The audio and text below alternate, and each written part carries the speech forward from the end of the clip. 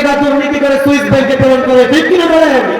তখনই তো জনগণের পেটানি খাওয়ার ভয়ে দেশ ছেড়ে পালাতে হয়, ঠিক কিনা বলেন? চেহারাটা কেমন? রোম গোয়েন্দা প্রধান সে চলে আসলো, এসে ওমর রাদিয়াল্লাহু তাআলা আনহুর খোঁজ করা শুরু করলো। মদিনাতে এসে একজন সাহাবীকে জিজ্ঞেস করলো, আইনা মালিকুকুম, তোমাদের বাদশা কোথায়?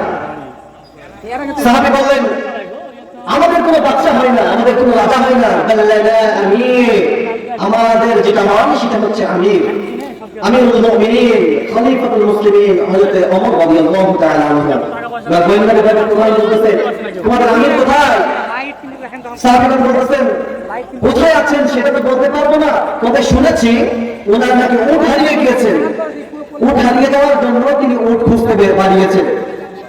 রোমের গোয়েন্দা বিভাগের প্রধান তো মনে হচ্ছে তার মাথায় আকাশ ভেঙে পড়ল। সে বলছে, তোমাদের আমির তোমাদের বাচ্চা উট খুঁজতে বেরিয়েছে, তোমাদের তো চাকরি থাকার কথা না, তোমাদের আমিরের রাজপ্রাসাদ কোথায়? সাহাবীরা বলছেন, আমাদের আমিরের রাজপ্রাসাদ তো দূরের কথা, তার কোন ব্যক্তিগত সিংহাসনে নাই, তিনি আমাদের সাথে একই সাথে মসজিদের মধ্যে বসেন, একই সাথে চলাফেরা করেন, একই সাথে উঠা বসা করেন, তার কোনো রাজপ্রাসাদ সিংহাসন কিছুই নেই। গোয়েন্দা বিভাগের প্রধান আলাস্ত হয়ে গেলেন। এবার জিজ্ঞেস করছেন, তোমাদের আমিরকে কোথায় পাওয়া যাবে? সাহাবীগণ বলছেন, হয়তো তিনি মরুভূমির দিকে উট খোঁজার জন্য গিয়েছেন, ওই দিকে গেলেই হয়তো তাকে পাবেন। রোমের গোয়েন্দা প্রধান ওমর রাদিয়াল্লাহু তাআলা আনহুকে খোঁজার জন্য মরুভূমির দিকে রওনা করলেন। কিছু দূরে যাওয়ার পর দেখেন একটি বৃক্ষের নিচে একটি উট বাঁধা আছে গাছের সাথে, আর একজন লম্বা আকৃতির মানুষ চড়ে মরুভূমির উপরে শুয়ে আছেন, মরুভূমিতে শুয়ে থেকে ঘুমাচ্ছেন। একজন দেখিয়ে দিলেন, আমাদের আমিরুল মুমিনিন ওমর রাদিয়াল্লাহু তাআলা আনহু হচ্ছেন উনি, যিনি শুয়ে আছেন মরুভূমির বালুর উপরে। গিয়ে দেখেন গাছের ছায়াটা সরে যাওয়ার দরুন শরীরের উপরে, মুখের উপরে, চেহারার উপরে রোদ লেগেছে, রোদ লেগে ঘামগুলো টপ টপ করে পড়া শুরু করছে। ডান হাতের উপরে ভর করে ওমর রাদিয়াল্লাহু তাআলা আনহু শুয়ে আছেন। রোমের গোয়েন্দা বিভাগের প্রধানের বুঝতে বাকি রইল না, আর মুখ থেকে বেসাক্কা দাঁড়িয়ে গেল ওমর।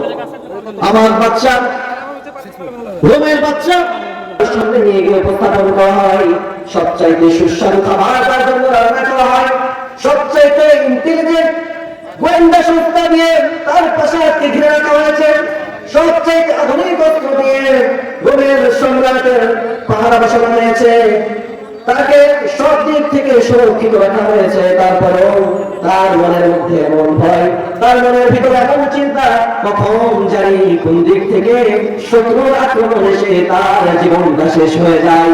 কিন্তু আশ্চর্যের বিষয়, ওমর তুমি মধ্য জাহাজের প্রেসিডেন্ট, অথচ তোমার কোনো সিকিউরিটি ফোর্স নাই, এসএসএফ নাই, ডিজিএফ নাই, তোমার কোনো ফোর্স নাই, তুমি নির্দ্বিধায় নিশ্চিন্তে মরুভূমিতে ঘুমিয়ে পড়েছো। ওমর আমার বুঝতে আর বাকি নাই, অবশ্যই অবশ্যই তুমি তোমার জনগণের হক আদায় করেছো, তোমার দেশের যত মানুষ ছিল, নাগরিক ছিল, প্রতিটা নাগরিকের হক আদায় করেছো, তাদের খাদ্যের হক আদায় করেছো, বস্ত্রের হক আদায় করেছো, চিকিৎসা, বাসস্থান, মৌলিক ফান্ডামেন্টাল রাইটস যা লাগে একজন নাগরিকের সব দিয়েছো।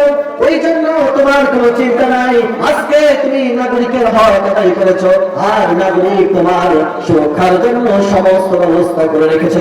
সুবহানাল্লাহ। সম্মানিত হাজিরিন, দেশের বাদশা, দেশের প্রেসিডেন্ট, প্রধানমন্ত্রী যদি জনগণের হক সঠিকভাবে পালন করে, তার কোনো চিন্তা থাকতে পারে? তাকে পালানো লাগবে?